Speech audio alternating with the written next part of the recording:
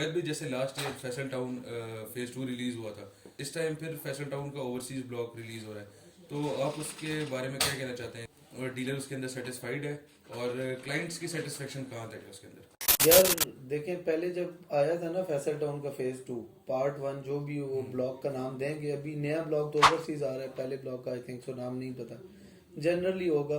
तब जो market conditions थी, मार्केट सिचुएशन थी, वो काफ़ी पॉजिटिव थी। लोगों के पास पैसा स्टिल था, अभी ये इस तरह का डाउनफॉल नहीं आया था। लोग अपना पैसा इन्वेस्ट करना चाहते, कहीं ना कहीं चौधरी अब्दुल मजीद उस लिस्ट में था कि यार उनके पास जो प्रोजेक्ट्स हैं, जो चीज़ें हैं, वो काफ़ी सॉलिड थी, तो लोग उन पर ट्रस्ट करके पैसा लगा सकते थे। उस टाइम मार्केट में एक स्लो डाउनफॉल आना शुरू हुआ था। मार्केट में कुछ ऐसी चीज़ थी नहीं जहां पर लोग पैसे लगाएं। पैसे लगाने के लिए एक ये बेस्ट जगह मिली। पहला प्रोजेक्ट आया आपका ये जेडएम का, इन्होंने पूरी मार्केट से पैसा इकट्ठा कर लिया। इसके साथ ही साथ एमपीसीएचएस आ गया। जिन लोगों को फैसल टाउन में मौका नहीं मिला था, उन्होंने एमपीसीएचएस में प्लॉट्स ले लिए। पैसा सारा एक जोन में पार्क हो गया। आपके चक्री रीजन में पहले भी बहुत सारे प्रोजेक्ट चल रहे हैं।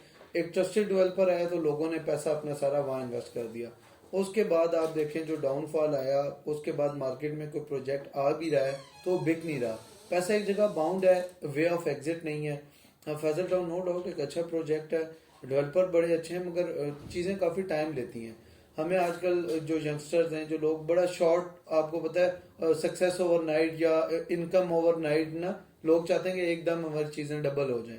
तो जिन लोगों ने एक साल पहले लिया था, आई थिंक सो हम अगस्त के राउंड अबाउट से बुकिंग स्टार्ट की थी, 1.5-2 महीना चली थी।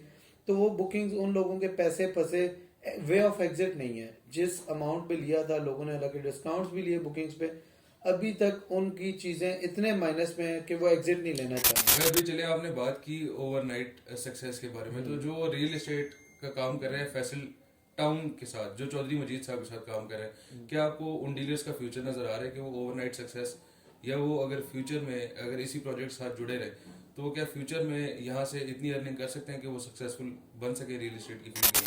Y not, obviously. आपको मैं वैसे अगर पास्ट एक्सपीरियंस बता दूं, 2017 के राउंड अबाउट फैसल हिल का प्रोजेक्ट जब आया था, F10 में इनकी मंडी लगती थी। वहाँ बहुत सारे डीलर्स ऐसे थे जो कोई बाइक्स पे आते थे, कोई वैसे आ रहे होते थे, उन्हें कोई ड्रॉप कर जाता था, पूरा दिन वो वहाँ खड़े होकर काम करते थे। तब ये फाइल सीजन, नया नया फाइल्स वगैरह का सिस्टम लॉन्च हुआ था।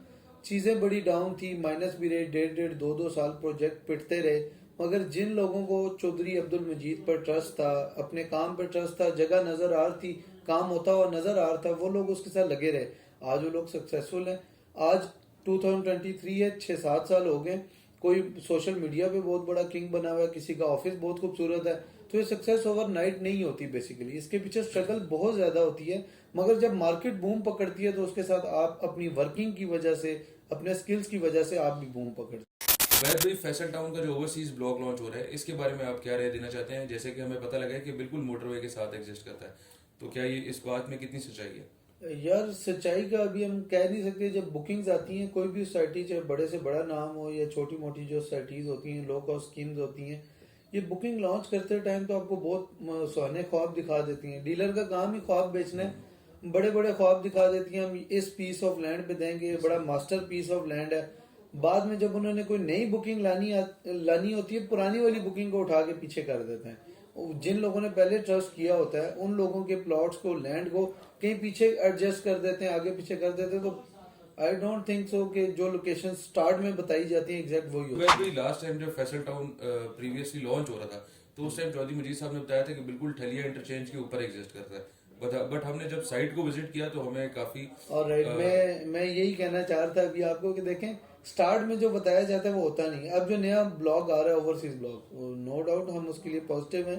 काम होना चाहिए, हम करेंगे कोशिश कि हम अपने क्लाइंट को किसी वैल्यूएबल जगह में प्लॉट लेके दें। मगर अब जो इसके बारे में ठलिया, इसकी लोकेशन वो बताई जा रही है जो पहले हमें पुराने ब्लॉक के बारे में बताई जा रही थी। अब एक्सपेक्ट नहीं कर सकते कि बाद में क्या होता है। इसको भी क्या पता, बाद में कोई नई बुकिंग आ रही हो, 40 लाख का प्लॉट दे रहे हो, 5-5 लाख, तो इसको भी उठा के सजे खब्बे कर दें और वो 40 वाला बिल्कुल ठलिया इंटरचेंज के नीचे आ रहा हो। तो ये हम एक्सपेक्ट नहीं कर सकते। और हमें चाहिए कि हम सोसाइटीज के बिहाफ पे अपनी लोगों को गारंटीज ना दें, बिल्कुल श्योर ना हो जाए कि बस ऐसा ही होगा। We are just dealers, service providers. हमारा काम है कि हम लोगों को अच्छी सर्विसेज दें, हम लोगों को ऑथेंटिसिटी के साथ चीज़ दें, जो हम फाइल दे रहे हैं, जो लेटर दे रहे हैं, जो बुकिंग करवा के दे रहे हैं, वो प्रॉपर तरीके से हो, ओरिजिनल हो। उसके बाद डेवलपर उनके साथ क्या करता है, जो भी डिटेल्स हैं, सिचुएशंस हैं आपकी वेबसाइट्स पे आती हैं, मतलब उसके लिए हम रिस्पॉन्सिबल नहीं हैं।